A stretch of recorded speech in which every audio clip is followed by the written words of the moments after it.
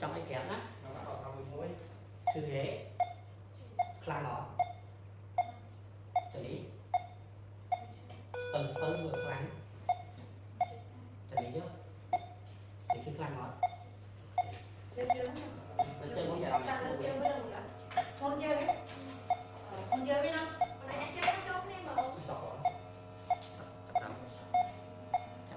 giờ có chi đâu có được không 11 con ăn đấy đâu rồi đó chưa đấy ở lên trên đâu rồi chưa đấy cái ní chưa tí tí vẫn chưa tí tí rồi chưa khoan hả chưa khoan lên chơi má ní lên đây mũi chơi muốn nó đấy đây mới ngon đấy bà con hai món rồi sao như bờ như một nó phải đi để nhưng không không phải tạc gì chẳng toàn còn ăn cái lưới mà tí chết lấy ổ này chưa hay chưa thì chưa đây là cho ăn phi khăn nó thì chưa nhưng mình trong cái nước ok có ôi nữa có ôi nữa có thế nhé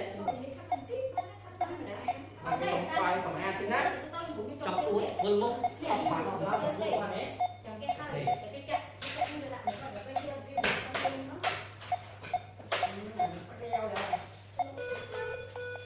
hello bạn anh với cái con mà bạn chưa đó chưa đấy đi khoan đó vâng anh có cái này mấy cái con này mà đi đâu đấy vào cái này này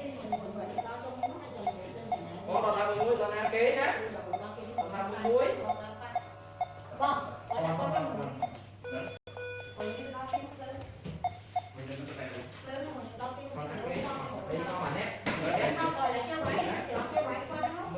còn mười con bán mặt đó mười cô ổn mười đó bán chả bán sang cái của ổn á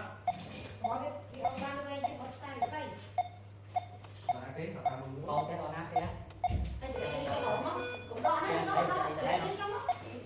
ghế cái khoang á cái khoang này con mới mới vậy bà ót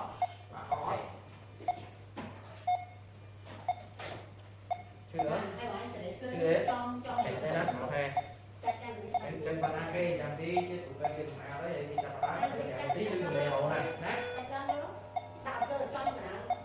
lấy cái kia đấy cái chặt ra đâu cái nào nam đấy nam đó ăn nó kia hỏi này gặp nhau cái này nè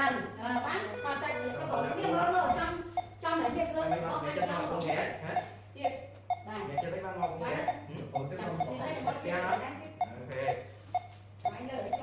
chưa đấy chưa đó tên đó thằng con thôi mất bài thằng mai đó không có tay pha mà nó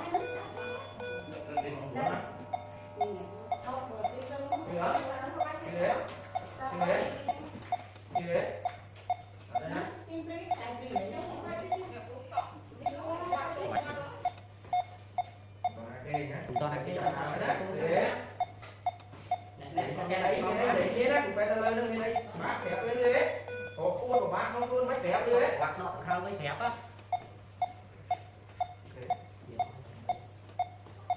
một thân chưa đấy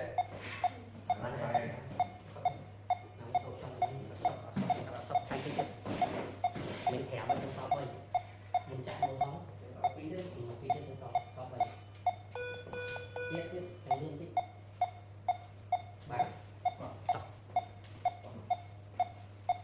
shop này sao bạch số điện của shop mà thôi chữ đó cái lưới mọi phần con áo thật sự đó vô cái nhìn xem cô mọi con sai lưới ok mình ấy đẹp nhôm đó chúng ta lên đi đó đây là quen đi cho ta mà đấy mà tú cái lưng lên qua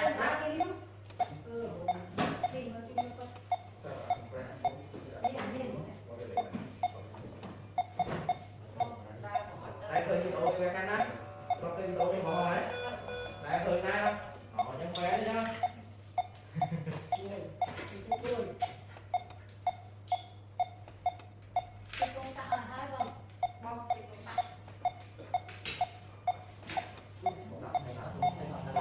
tao nói tao muối nữa tôi đi lưng lệ trên lưng lệ của chị nói đó cái đấy nào đó Bạn thấy không hả? Ở đây nha, ok. Ta cùng đi nhá, cùng kê nhá. Kê như thế. Ta thử cùng kê đó. Đưa thử lẹo xuống á. Môi phi bấy về đi trong ta ấy.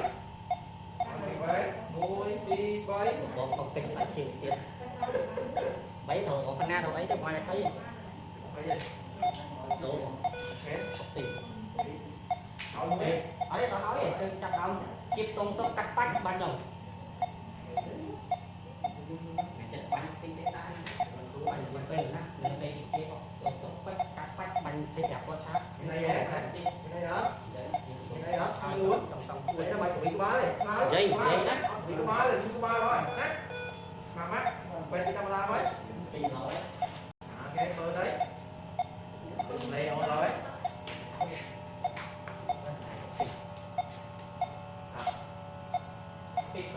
Con này con bó.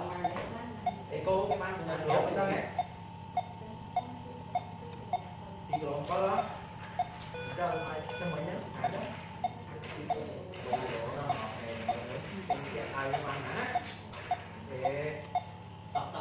Để cô đây, cô mà nhé, cô đây. Đi đó. Đi. Cho mày đang mang tiếp, cô có vui làm đi nè. Hẹn nàng gọi nhớ đi đi đấy. Thế, không tung quỷ có Khi dùng quỷ ba thì tôi có ba mua đó. Lại đó. quỷ ba mà muốn ba mà đi cuốn đó. Giặt cuốn đó một ngày. Rồi. Rồi chuyện thì nhớ. Thế. Ok, Đó, khá thôi. Ok, ở đây là vòng banh. Ta vu. Chơi nhái. Chơi nhái. Mong đập bóng bấy sai cốt con một anh chơi nhái. Thế. Hai con cục. Ok. Thứ hết. Vài chất tí dế. Đó. Ê, cái lệ ổ nế nọ. Ôi sao scoot là con mà anh xa đúng không? Một bánh thằng anh tao để smooth của bạn thôi, thao tí nhá. Smooth con, smooth cùng con thích là thấy đây bạn tổng bên này nhá.